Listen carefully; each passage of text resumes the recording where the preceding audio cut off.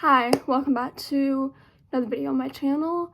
This is going to be my first ever reading wrap up for the month of April. Yeah, it's April. Yeah, okay. I read a total of 7 books this month, and I thought I'll go ahead and tell you all about them all. The majority of the books I read were YA. I was very much in a YA mood this month. The first book that I read this month was 7 Year Slip by Ashley Poston. Anyway, 7 Year Slip. I rated this a 4 stars. I actually really liked this. It was pretty good. Basically, you follow this girl in the backdrop of New York City. She inherits her aunt's apartment, her late aunt's apartment. And her aunt always told her growing up that the apartment was magic, and it is indeed. But she steps into her apartment one day and she's sent 7 years into the past, where she meets Iwan, who is the love interest of this book. I thought the magic system in this book was really cool, like that time warp of like going back into the past, and that to me was so interesting, and using that to build a romance is something I've never seen before. Although I wish that the reason like why the apartment goes into the past was a bit explained a bit more. It really wasn't. You just kind of have to accept the fact that this apartment just jumps back and forth between times, and that's it. You're not given an explanation. That was really my only thing I didn't like about the magic system, is that it just wasn't explained at all. The writing in this book is really, really good. It's super lyrical. Iwan in this book is a chef, so there's a lot of food descriptions and descriptions of cooking and kitchens, and this book like made me hungry. And this book is just, the writing feels so summer. Like, this feels like summer in a book. The atmosphere is great, and the writing was really, really good, and I really did enjoy it. I really love Clementine in here. She, poor girl, was really going through it after like losing her aunt, and there's a wonderful exploration of grief in this book. And I liked her romance, the romance between Clementine and Iwan. I thought it was super, super sweet. They were definitely meant to be. It was so interesting because you jump back and forth from the present timeline to 7 years in the past, and they meet, and the difference between all these characters that take place in those 7 years is so interesting, like how much changes. And it was so much more than a romance, and it was really, really good. The only reason I didn't give it 5 stars was just because I didn't get that 5-star feeling. I read it super quickly, but when I finished it, I was like, oh my gosh, it's a 5-star. It's a really high 4 stars. And it was just really, really good. I'd highly, highly recommend putting this on your summer TBR. The next book that I read in the month of April was actually a reread for me. I first read this book about 2 years ago. I decided to reread it because this book is the epitome of spring, and that is The Broken Wings by Khalil Gibran. I don't know if I say his name correctly. But you follow our unnamed narrator, perhaps he's Gibran himself, but we follow this guy as he meets this girl named Salima, and you find out that Salima is betrothed to, I think one of the bishop's son in the town where they live, and you just follow absolute heartbreak for these two characters because they're in love with each other, but obviously Salima's been betrothed to another man and they can't be together.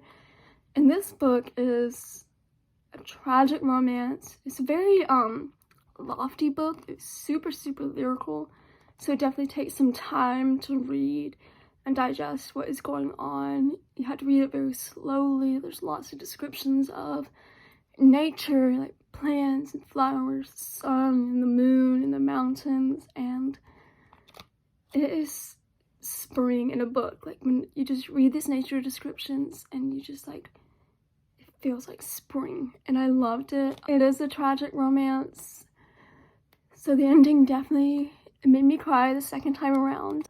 The Broken Wings is a poetic novel written by Khalil Gibran, first published in Arabic in 1912.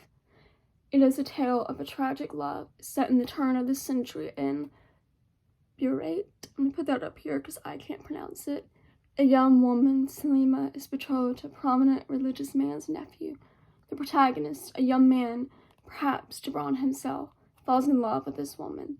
They begin to meet in secret, however, they are discovered, and Salima is forbidden to leave her house, breaking their hopes and their hearts.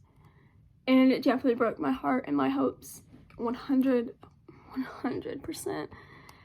I love how Salima herself, as a woman, in this book, she is not silenced. Her lines and how she feels about being married to another man that she does not love and she does not want to marry. Her lines about all that are some of the most powerful things I've ever read, and I love that so much. She very much takes center stage in this book. The poets and writers are trying to understand the reality of women, but up to this day they have not understood the hidden secrets of her heart, because they look upon her from behind the sexual veil and see nothing but externals. They look upon her through the magnifying glass of hatefulness and find nothing except weakness and submission. Whew! Which is very interesting to read in a book that is set in 1912. That's like pretty revolutionary. It's a beautiful story. It's perfect for spring. It'll warm your heart and it'll break your heart, and I highly recommend reading this. For the past 2, maybe 3 months, I've been reading a book for AP Lit at my school, and we've been reading Emily Bronte's Wuthering Heights. Honestly, I don't remember too much about this book, mostly because I was reading at school and I was like half paying attention. I ended up giving this 4 stars. I actually really enjoyed this. I know a lot of people don't like the drama of this book because it's very much written like a soap opera. But you know what? If you look through this through the lens of just drama and enjoy it, you have a grand old time. And that's what happened with me. I just accepted the drama of it, and I was happy. I will say I only really cared about the first half of the book because you follow Kathy and Heathcliff's relationship and their tragic love story. I didn't really care for the second generation in this book. Basically, you follow this family, the Earnshaws.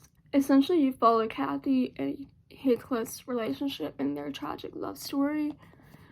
I actually loved Heathcliff a lot in this book, and let me tell you why.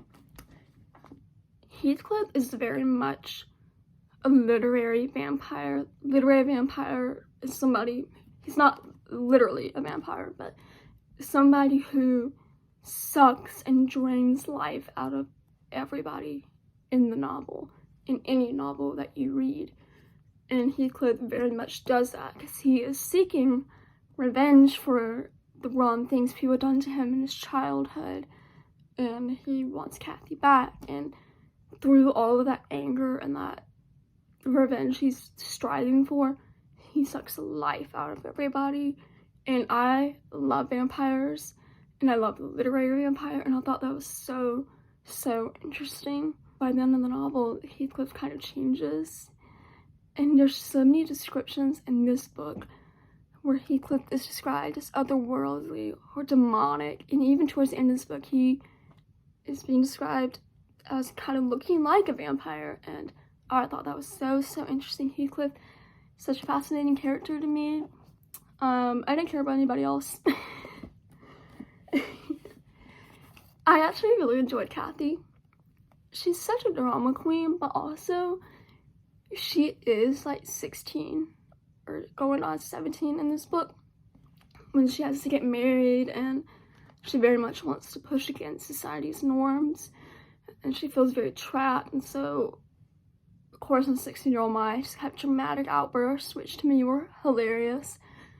But this book is filled with so much passion and anger and violence, and it was just very interesting, and I really enjoyed it. I thought it was a good time. It is definitely a classic that is worth reading. It's definitely a classic that's worth reading during spooky season. I highly recommend this. And yeah, this is my first Bronte, and I had a good time. The next book that I have read was, it was in my previous video of reading my favorite booktubers 5 stars, and that is Once Upon a Broken Heart by Stephanie Garber. I really love the fantasy in this book. It's so whimsical, and it's so much fun, and you just go on a ride, and I really like that. I really love Jax in this book. He's so cool.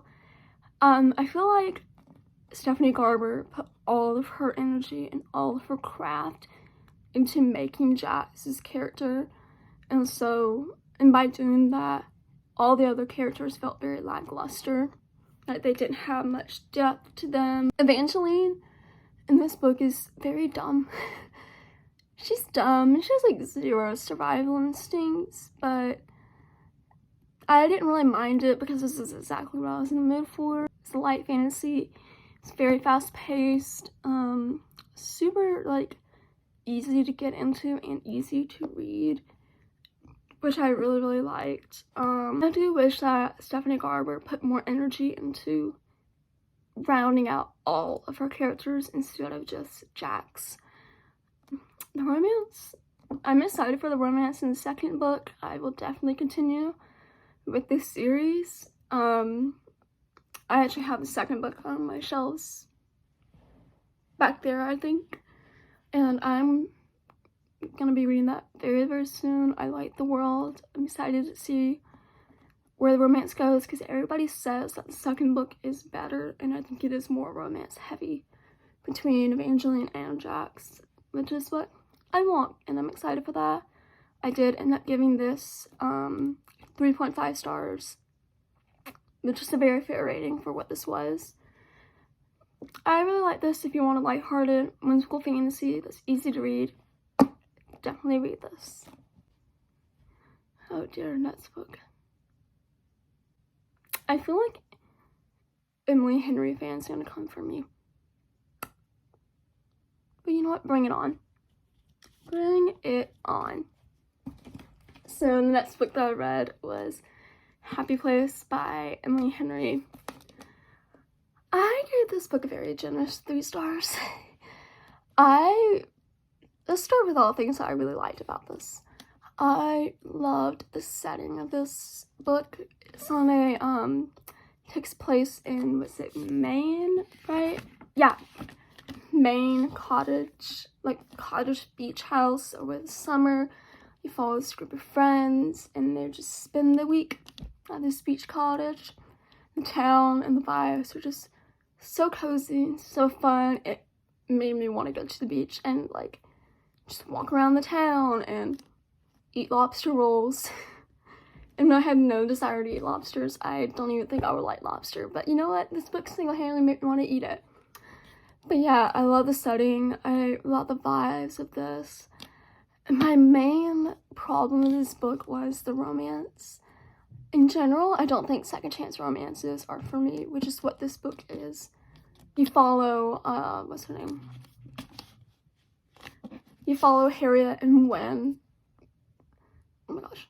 You follow Harriet and Gwen as they spend their summer at this beach cottage with their friends. But this year, they're broken up. They're ex-fiancés. And this year they're broken up, but their friends don't know that they're, separated. So they're like fake dating. You switch back and forth between the present timeline when they're broken up and when they met. Past timeline was interesting. Present timeline, didn't really care because there's so much miscommunication in this book. And miscommunication is used a lot in books, which is, I understand. I don't have a main problem. I don't have a problem with miscommunication as a trope. My problem is when characters are grown adults and they refuse to communicate, which is what happens in this book, and that's why I didn't like it. I was left wondering majority of this book why Harry and Gwen were broken up, and I was also just really couldn't understand why nobody would talk to each other. Also, the side characters felt very immature too. There's just some little scenes where people are really whiny and like just immature, and dumb arguments break out that really shouldn't happen in the first place. And all of these characters, I would understand it, like the dumb arguments, the miscommunication, the refusal to communicate if these were like high schoolers or college age kids. And they're not, they're adults. They're grown adults with their jobs. Harriet is working in residency to become a neurosurgeon, which, you know, you have to have a big brain to do that, and yet your brain is not big enough to fix your marriage problems. Make it make sense, girl. A whole part of the book really brought it down a bunch of stars for me, like star ratings for me. But I have to give props. Emily Henry writes really well. There's some beautiful lines in this book. It's very fast paced. I got through this within 2 days, so I wasn't reading this for very long, which I'm grateful for. Emily Henry also has a wonderful exploration of depression in this book, which I really appreciated and really, really enjoyed, and I was not expecting in this, and it was like, it was a wonderful surprise. But for my first Emily Henry book, not a great impression. That was Happy Place by Emily Henry. This just was not it.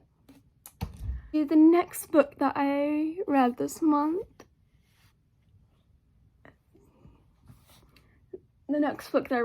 was easily my favorite book out of the entire month. I've been thinking about this book forever. I've been listening to the playlist I made for this book for a long time, and that is Divine Rivals by Rebecca Ross.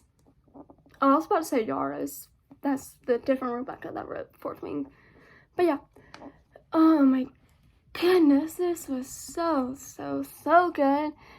Essentially, you follow Roman and Iris and their enemies, and they work at this like newspaper, and they're both fighting for the same position, to be journalist for a column. Iris has been writing letters to her brother and slipping them under her wardrobe because it's like magic.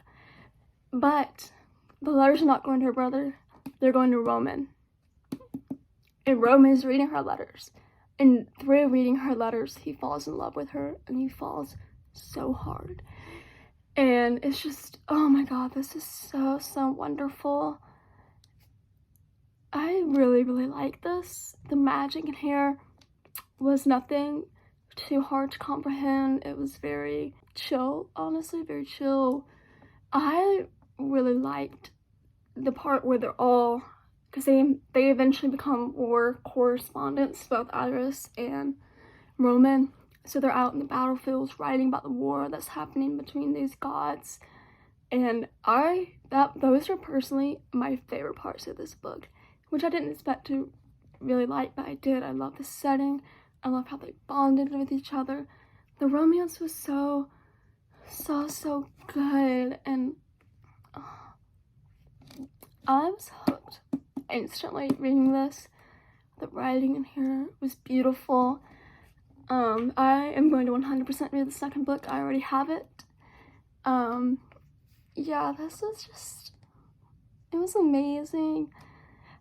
I really appreciated how easy the fantasy system in here is to understand, and I think it's great for people who are just getting into fantasy.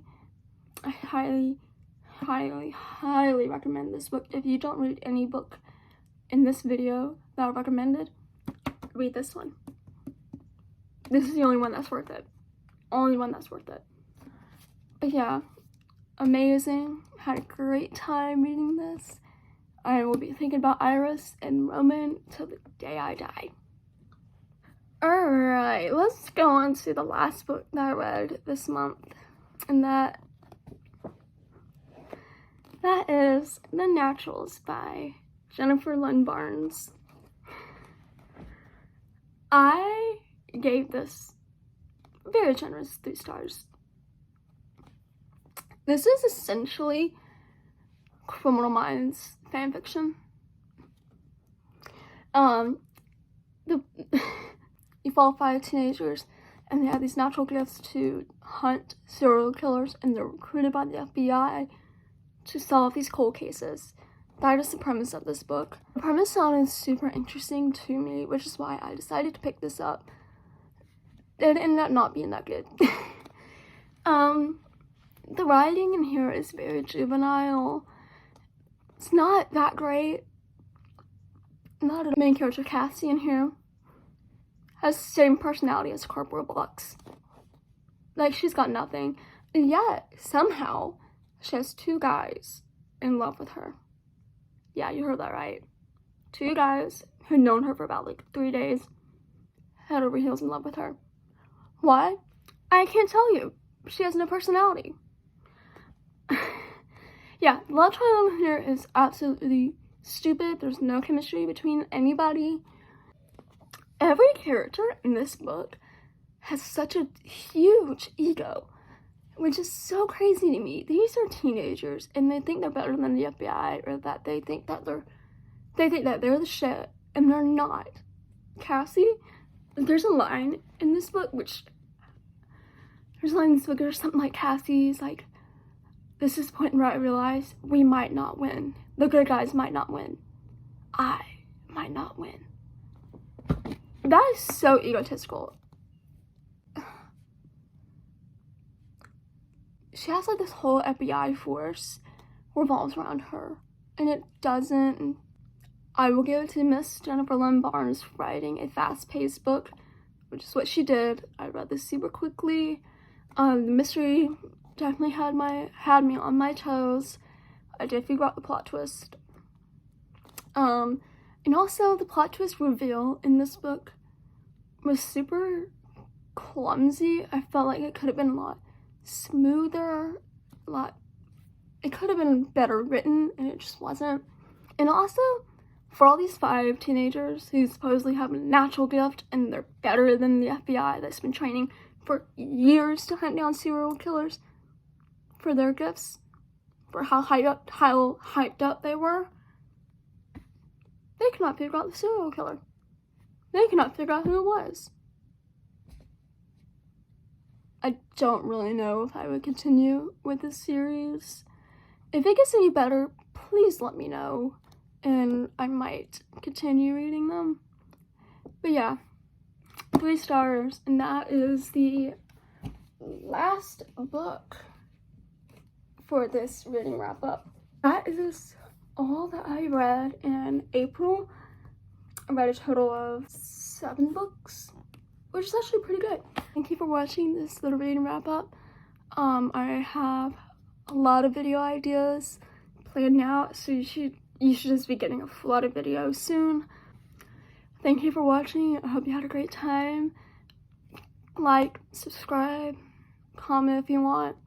But yeah, thank you for coming on this little book journey with me, and I will see y'all in the next video.